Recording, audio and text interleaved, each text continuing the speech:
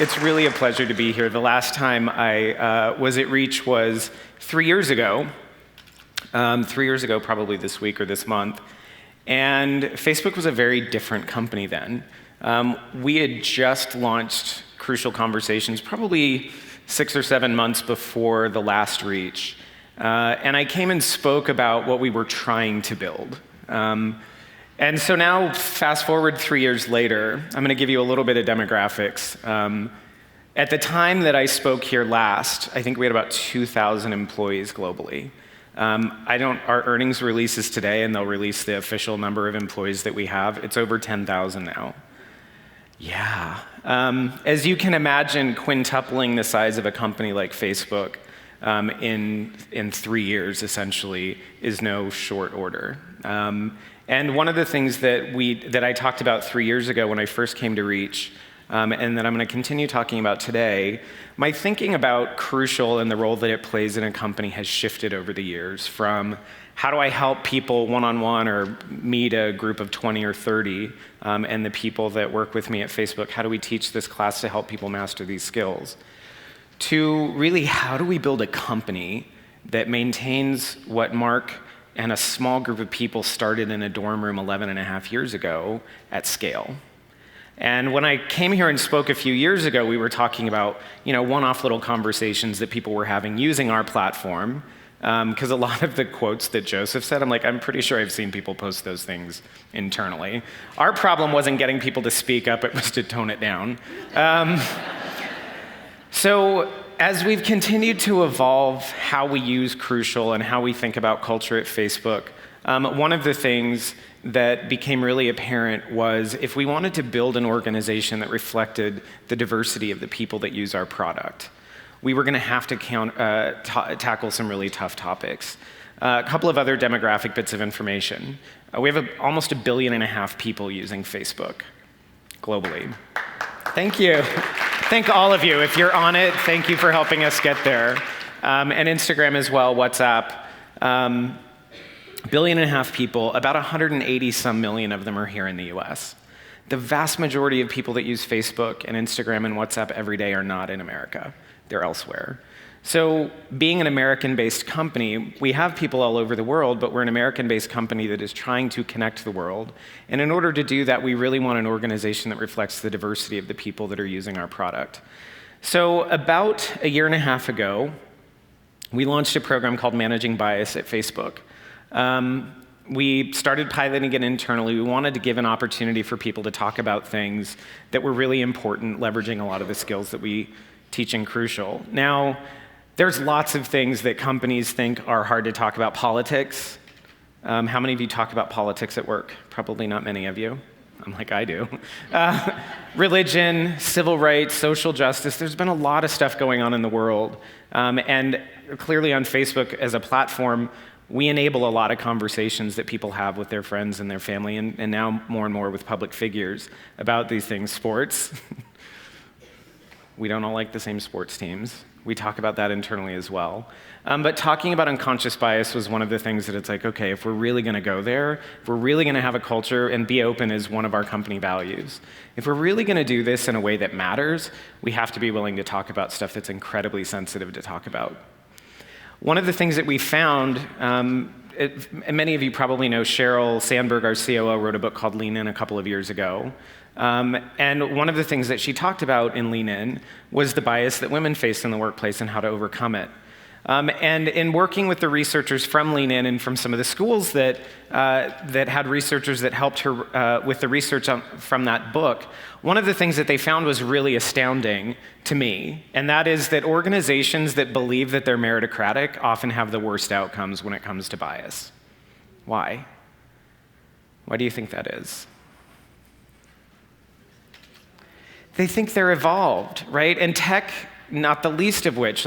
We work in a really progressive company. We feel like we can talk about just about anything, and yet there was ample evidence when you looked at organizations that typically you would assume are liberal or meritocratic that they tended to have the worst outcomes because they took their eye off the ball and they stopped talking about it. So one of the things that we do at Facebook, we have an all hands twice a year. And one of the all hands, we talk about the product and kind of what we're doing and what's coming to kind of get people pumped about what we're building. And the other one is about culture. So imagine taking all 9,000 of our employees, which is about what we had at the last all hands last year, and spending an hour just talking about how we get stuff done. And one of the things that we talked about, that Cheryl talked about, was pursuant to a theme that she started right after I started at Facebook, and which is why we started teaching Crucial. And that is that you have to continue to be willing to have hard conversations, because as Joseph said, the bigger the organization gets, the lag time between identifying a problem and talking about it gets bigger if you don't ruthlessly practice the skill. So Cheryl talked about that at our all hands. I don't know if you can see in the back, that's actually her with the Crucial Conversations banner behind her. Because we knew that if we took our eye off the ball, if we told ourselves that we're past this, that we weren't going to make meaningful progress. Shortly after that, we sat down and redesigned our Managing Bias program, using a lot of the principles from Crucial, making it safe. How do we talk about stuff that's really tough? And so the class was born then. Now, one of the things that I love bragging about Facebook is having a really learning-focused culture. Cheryl didn't say, hey, learning and development HR team, go design a class on managing bias. Here's access to some researchers. It was me, Cheryl, Lori, the head of our people team, in a conference room, and we designed the class together, which is amazing. This was the output of it. And by the way, the timing is amazing. We released it to the public yesterday. So I know, I'm excited. So I'll have information on how to access it. It was just incredibly, I'm like, thank you for timing the release of that with my talk. That was very considerate. Because continuing with that theme, we really believe truly that the only problems that you can't fix are the ones that you either don't know about or that you don't talk about. There's been a lot of talk in the public, in the press, about Silicon Valley's diversity problem, right? We desperately want, again, to reflect the world that we are trying to serve, but it's hard to do.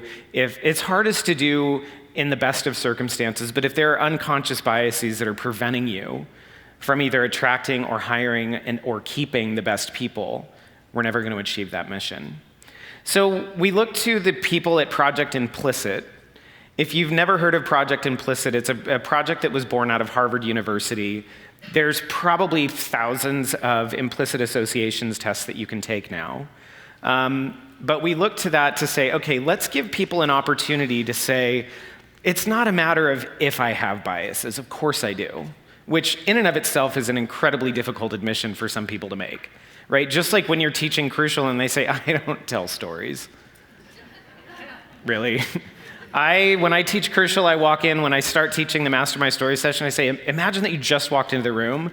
You don't know me, I don't know you. We're going to spend a few days together in a class, and the first thing I do is I look at this clicker and I physically throw it. And I say, what just happened? How would you post on Facebook about me? In a way that I couldn't see it, what I just did. And they immediately go into storytelling mode, right? Oh, you're crazy, you lost it, the thing's broken, you had a bad day. Nobody says you threw the clicker. So this was that moment in the class where it's like, let's not talk about whether or not you have implicit associations. It doesn't test for bias, it tests for associations. Let's just prove that you do so that we start by getting right into, okay, and what are we going to do about it? And what are the impacts? So what we found is that our organization and the results that we uncovered and that people uncover by taking these tests really are not that different from the 14 plus million people that have taken these tests all around the world. It's hard to stand up in front of a group of people, as we do when we teach the class, and say, my mom went back to work when I was in kindergarten. I've worked in HR most of my career, including my reporting chain at Facebook. Lori, who's an amazing HR leader, Amy, my boss, Cheryl, Lori's boss. I work for some of the best women in business. And I took the implicit associations test, and what do you think my results were? I associate women with being at home and men being at work, strongly. Now, how does that work? Am I a bad person because of that? No. It's kind of like when people say, I've never clicked on a Facebook ad, I don't know how you might make any money. Did you see it? Like, when you used to watch TV back in the 70s and 80s, when a Coke commercial, did you run up to the TV and touch it? No, you saw it. Those implicit messages, right? That's Facebook money-making 101. Or advertising. You can't erase years and years and years of cultural conditioning from seeing movies and reading magazines. Every message that you get about the role of women or men in the world or the role of racial minorities in the world programs you in ways that in most cases you're unconscious about. Of the 11 million bits of information that we receive every moment, 40 of them are processed by our conscious. The rest is unconscious. If you are not aware of those biases and those connections, you can't do anything to control how they influence your behavior. 70% more readily associate men with women. This, men with women. Maybe. 70% more readily associate men with science and women. That was my van moment, Joseph. This includes women. If you ask young women before they take a math or a science test to do nothing else but circle, are you a boy or a girl? If they become aware of their gender before they take a science test, they will do worse. Not worse than boys, worse than they themselves would do if you didn't ask them to identify their gender, because what is the stereotype? That men are science, women are arts. Implicit preferences for white people over black people, strong preferences for able-bodied people over the disabled. Again, these are not biases of horrible, terrible people who wake up in the morning saying, how can I hold women, underrepresented minorities, or anybody, frankly, that's different than me down? So, what do we do with this? In the class, one of the things that we really encourage people to do, taking these results and the experience of the class, is to live up to this principle. I have found this to be exceptionally true. Oftentimes, the most difficult, crucial conversations you have to have are the ones that you have with yourself. It's really hard to get up in front of a room full of people, coworkers, and a room full of hundreds of people here, and say, my unconscious association is for women to be at home. Now, that doesn't necessarily mean that I am not going to hire women, I'm not going to promote them. 2 of them are sitting here, which makes me really happy. It means that I need to be aware of it if I'm going to have any hope whatsoever of holding myself accountable to the standard that I want my behavior to represent. The other thing that we found is that when you talk about stereotypes, it's really uncomfortable. Maxine Williams, who's the global head of diversity at Facebook and who is the person that I co-taught the classes that we just released yesterday on film, has a great way of talking about stereotypes, kind of the way that you guys talk about stories. The problem with stereotypes isn't that they're untrue, it's that they're almost always incomplete. And we all have them. There's a great quote from Jesse Jackson that we talk about in the class where he's talking about walking down a street late at night and hearing footsteps and thinking, oh God, I'm gonna get mugged. And then turning around and saying, oh, thank God, it's a white person. It's a really powerful thing for somebody like Jesse Jackson to say, and yet it reinforces what we know, that we all have these stereotypes, even people that have that stereotype about people who share the same characteristic that they themselves are negatively stereotyping in other people. So this is heavy. This is heavy stuff to sit in front of a room full of people and talk about. But one of the things that we found from doing this is that it's not to fix bias. That is a very long-term goal. It is to create an environment where we can talk about it openly and honestly. Because the other thing that we know for sure at Facebook, and I think this is true in any company, whether you admit it out loud or not, is that every conversation, every behavior is an opportunity to make your organization better or worse. I have the distinct privilege of every Monday afternoon, now I beam in from New York City, where I live now, to orientation every Monday, and I tell every new hire that starts at Facebook, everything that you have done thus far on your first day and everything that you're going to do for the rest of the time that you work here is either going to make Facebook a better or a worse place than it was when you got your badge this morning. Those are what the stakes are. So when we talk about the importance of doing something like crucial, to me, it's just a core responsibility. You have to be willing to have those conversations. The stuff that Joseph pointed out that people were holding in, I can't imagine how harmful that must have been to them individually, but I can't imagine how toxic that must have been for an organization to have imagine all of us, if everybody just in this room, if we were a company, all had a conversation with somebody that we were holding, how toxic that would be at scale. And when you're quintupling the size of a company in the span of 3 years, you're gonna have some people clash. It's just part of the business. So what are we trying to do with this program? And I'm really excited that we finally released it to the public so that you guys can hopefully take it, iterate it, make it your own. The goals are, as Cheryl says, simple to say and really hard to do. The first was to surface it so that we could talk about it. Cheryl and I had the opportunity to co-teach it several times. The first time that we co-taught it was actually to Mark and all of his direct reports. 90+% of our VPs and directors have gone through the class since we launched it broadly in January. About half of our 11,000 employees have taken it since we launched it. This is a big push and a big priority for us. The second piece is identifying its impact. I mean, I could go on for hours about the impact that unconscious bias has on behavior and outcomes. The stories, unfortunately, the research that we share isn't from the 50s, it's from today. If your name is Jose, you want to drop that S because you're going to get 3 times the number of callbacks for interviews if you're Joe. If you are, we have one study where there's an attorney in a law firm, fictitious study of 2 papers that attorneys wrote. One of them, the name sounded black, one of them, the name sounded white. The white sounding name, the paper, even though they were the same, both riddled with mistakes, 4.1 score versus like a 3.2 if they thought the person was black. If they thought the person was white, the qualitative comments changed. Oh, this guy's got a lot of potential, he'll be fine. They thought he was black. I can't believe this guy got into NYU Law School.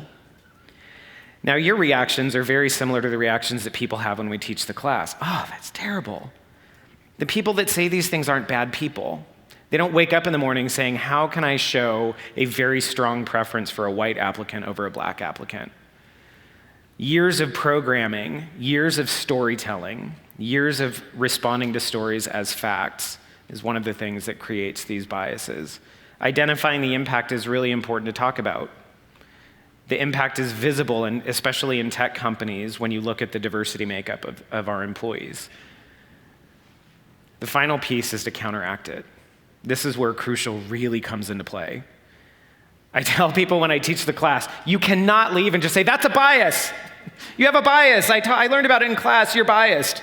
That's not going to make anybody be like, you know what, you're right. Let's sit down and have a meaningful conversation about it without me wanting to rip your face off.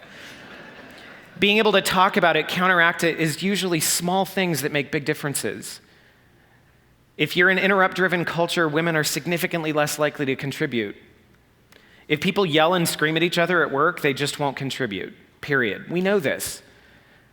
Yet if you know differently, you can do differently. And by talking about what biases are, very specifically talking about the impact that they have, we have found that we are more able to counteract it. And it's a journey that we're just starting, but we're incredibly committed to. There are a couple of things that I want you to consider if building an organization that not only uses everything that you teach in Crucial, but applies it very specifically to a very real problem that companies everywhere face. By all means, go take a visit to the Project Implicit website. It's implicit.harvard.edu. You can take any of thousands of implicit associations tests. The gender work is probably one of the most popular. There's race tests. There's all kinds of different tests. The other thing that I would highly recommend is this book, Blind Spots, The Hidden Biases of Good People. I love this book for 2 reasons. One, because of the subtitle. Like I said, you have to be willing to accept the duality of being a good person that also has biases that could potentially harm people. Those are 2 resources. The other thing that I want to highly encourage you to do is not lose sight of the fact that being a learning organization is what makes this possible for us. Having a COO that will sit down and design a class is unmatched in my career.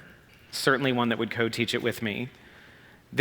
So Mark does Q&As every once in a while on his Facebook page. I don't know if I did a Q&A, definitely would not get a question from Stephen Hawking. But he did. And he said, which of the big questions in science would you like to know the answer to and why? And the best part of working at Facebook, and I hope for all of you that you're able to cultivate this in your senior leaders, is Mark's comment, how does learning work and how can we empower humans to learn 1,000,000 times more? We have a long way to go. Nothing that I'm talking about today is meant to insinuate that we're perfect or that we've mastered it. But it is because of the work that we've done with the folks from VitalSmarts and with Crucial and the environment that we have really focused on building over the last several years that we're able to do this at all. And I'm really, really happy that we're able to share it with the rest of you. So check it out. If there's anything that Frankie and Mike, raise your hands. and Mike, other Mike. Where's Megan? Megan's right next to him. So my whole team is here from Facebook. We're really excited. We're doing a breakout after this. If there's anything that we can do to help you make something like this a reality in your organizations, it is not more work for us. It's why we're here. Thanks.